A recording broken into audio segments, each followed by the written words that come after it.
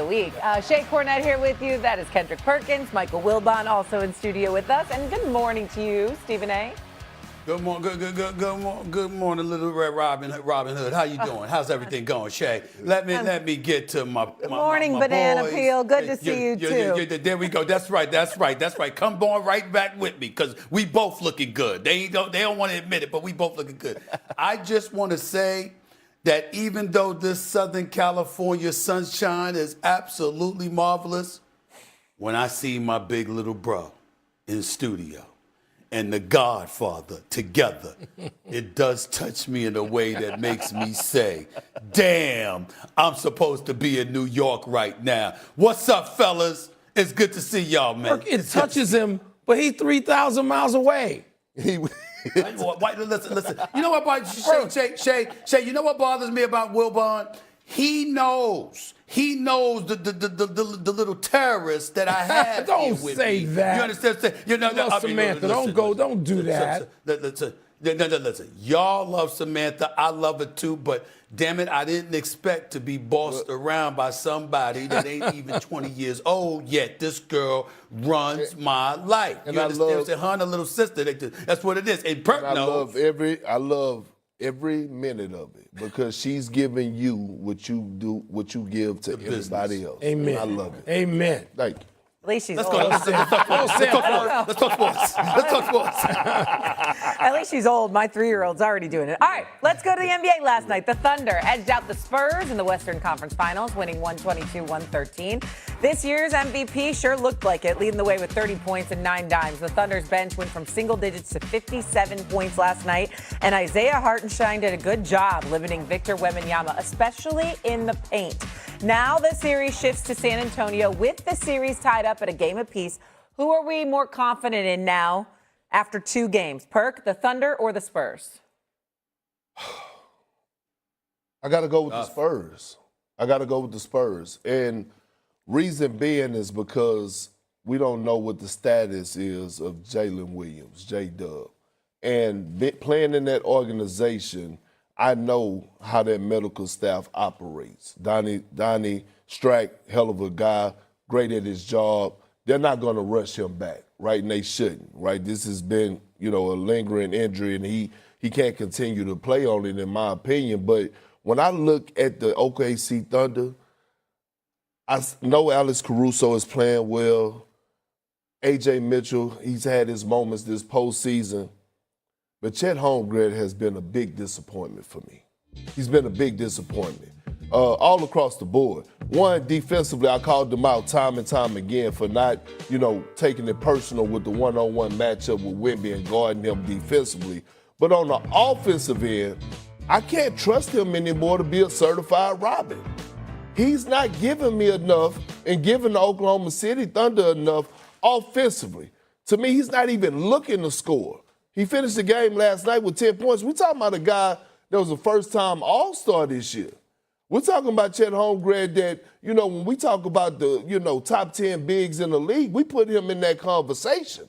We don't expect him to have a drop-off like we've seen with Jalen Duren, but to keep it real, his numbers are similar in this series. And so we know that role players play better at home.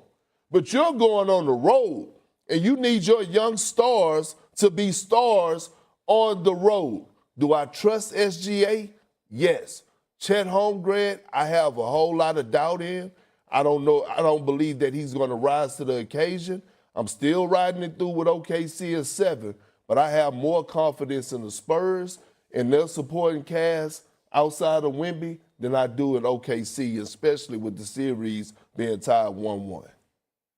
Perk, I get where you're coming from, but I think you missed it. I think you missed it on 2 fronts. Number one, I think you put too much stock in Chet Holmgren for this particular series. We all know that his kryptonite is Wemby, and I'm not even talking about on the basketball floor. The minute you see this brother get off the bus, it seems like fright night for Chet Holmgren. He just ain't the same as he is with everybody else when he has to go up against Wemby, because he knows everybody's looking for him to step up and be a little bit more than he normally is, and he just doesn't seem ready for that challenge. Here's the part that I think you missed even more so, Big Perk. De'Aaron Fox being out is a devastating blow to the San Antonio Spurs, particularly when you consider the fact that now Dylan Harper has gotten hurt. Because Stephon Castle, who we all love. See, that's the ankle injury right there that De'Aaron Fox suffered against Minnesota, that high ankle sprain. That is not easy to come back from by any stretch of the imagination. So we don't know if or when he will be back. We hope he will be back in this series. But listen, De'Aaron Fox is such a dog. He's such a rough rider. I have to believe him being out these first 2 games, he's got to really, really, really be hurting and can't go for him not to go. There's no way that brother that I saw in the playoffs in that epic first-round series against the Golden State Warriors a few years back wouldn't be in a series like this. The brother's made for it, and for him not to be able to go, that says something to me. Dylan Harper going down after having 24, 11, and 7 in game 1, going down, that says something to me. And Stephon Castle having the ball in his hands. 20 turnovers in the first 2 games, 11 in game 1, 9 in game 2. The brother's a stud. He's a rough rider, but he's basically playing out of position because he's not a natural point guard. San Antonio is hampered in that regard. Against normal teams, it wouldn't be that big, Wilbon, Big Perk. But against Oklahoma City, they're like, my Lord, it's like octopuses out there. Everybody got 8 arms. They're just constantly swapping for the ball, creating turnovers. You see Oklahoma, San Antonio goes up and you're looking for the shot and you're like, oh, wait a minute. No, they're going the other way because these brothers, their hands are so elite and they wreak such havoc. I think the guard situation from an injury perspective to the San Antonio Spurs obviously helps Oklahoma City immensely. J-Dub being out could be a devastating blow, but damn, it's Wallace, it's McCain, it's Mitchell, it's Shea, they have so many damn guards. It's like, you're like, who's coming off the bench next? This is what Isaiah Joe, let me not forget him. You got so many people that Oklahoma City can throw at you. The one place where you don't need to have problems is at the guard spot. And that's what San Antonio has right now due to injury. And that's why I say OKC is the team that I'm more confident in right now. Yeah, I'd like to be able to start by disagreeing with Stephen A. this morning.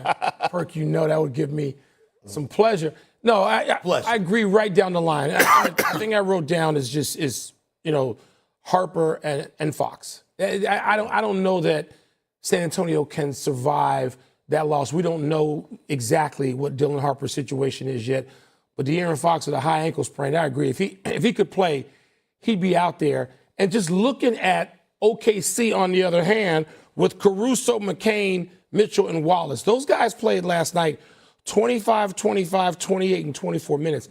They're not reserves. They've been starting games all year. They've been playing heavy minutes all year. So OKC doesn't have to go through any adjustments with those guys.